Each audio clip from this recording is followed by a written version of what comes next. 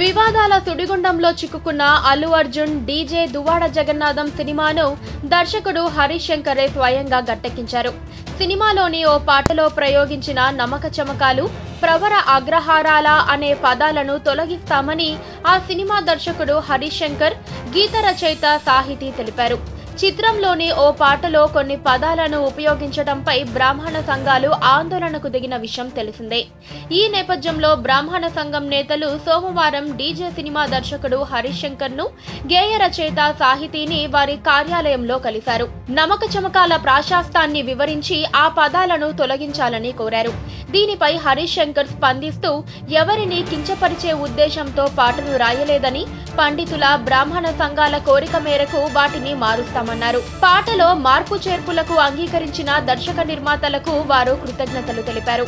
కార్యక్రమంలో ద్రోణంరాజు రవికుమార్, తులసి శ్రీనివాస్, గోగులపాటి కృష్ణమోహన్, ఆలూరి, సుబ్బుజీ తదితరులు పాల్గొన్నారు.